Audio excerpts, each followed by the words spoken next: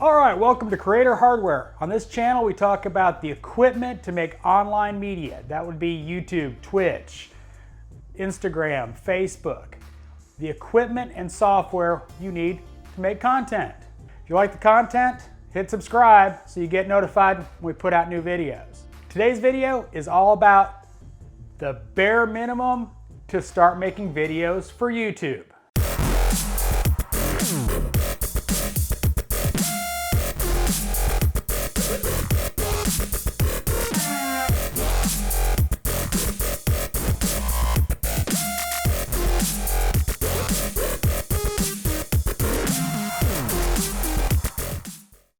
All right, the bare minimum you need for YouTube is your cell phone.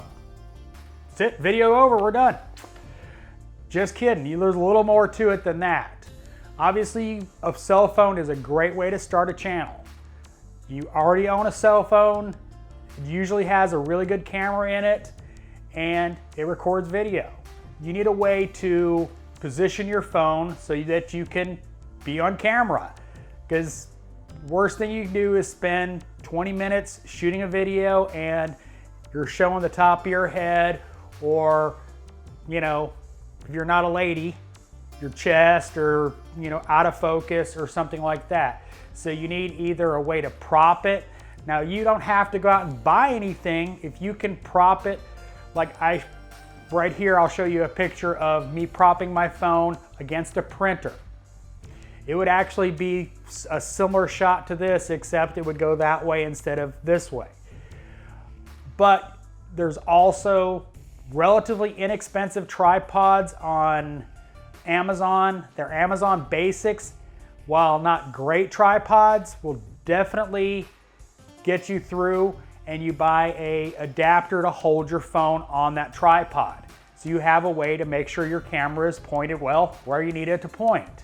Now, another option for a tripod is what's called a Joby mount.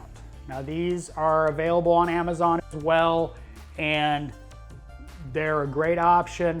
You can put them on a desk.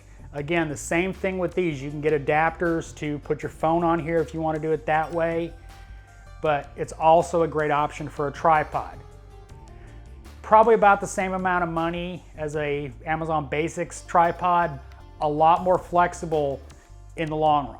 Now, one of the biggest things that is always overlooked on a new YouTuber is sound. Sound, I don't care how great your video is, how well it's shot, you'd be surprised how fast people will bail on a video if your sound is horrible.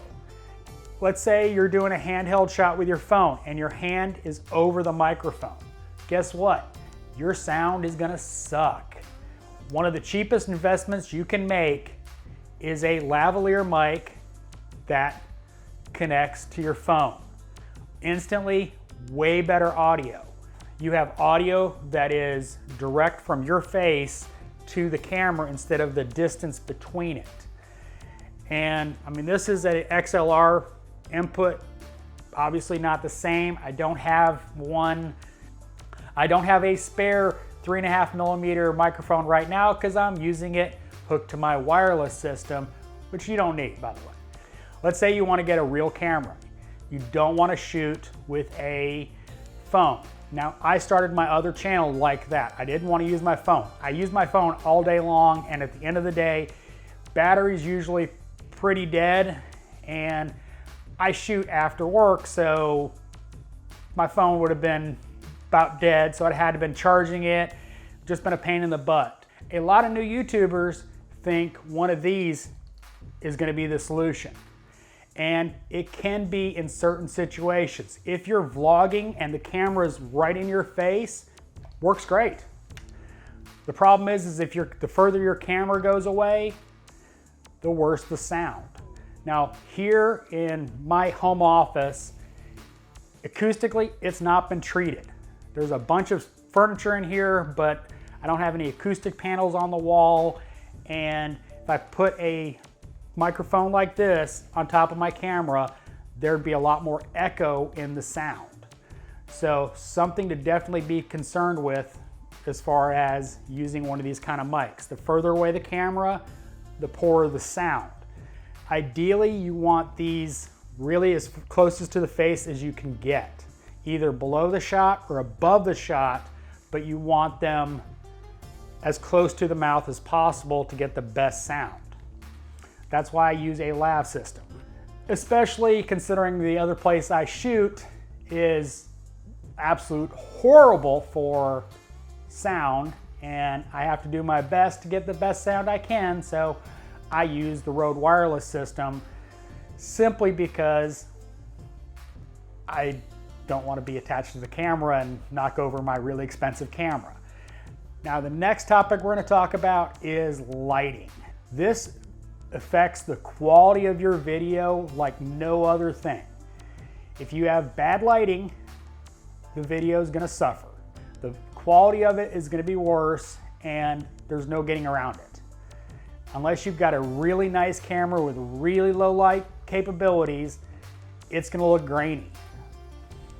Now, I'm lighting here, and don't judge me too much on my lighting right now. I'm waiting for some soft boxes to come in to diffuse the light even more. But in my normal situation with the room lights, it's horrendous.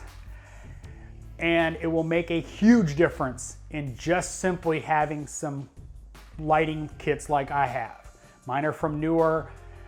Natural sun lighting, lighting your face, diffused, is obviously going to be the best, freest option.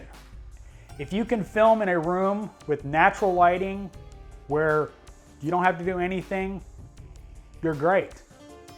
Trust me, that's the best lighting. That's the kind of lighting that everybody tries to get with soft boxes and all that. But to give you a good example of how lighting makes things different,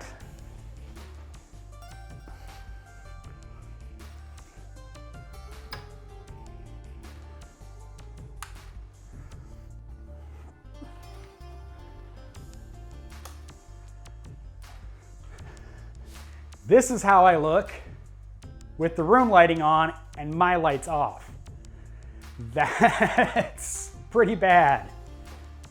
All right, so you figured out how to shoot it, you figured out how to light it. What do you do now?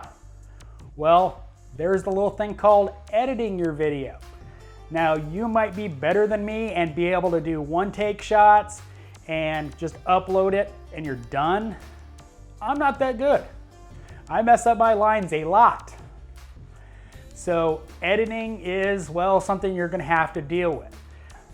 Now, there are apps to do it on your phone, apps to do it on your tablet. You've got more advanced programs like DaVinci Resolve, Premiere Pro, Sony Vega, stuff like that.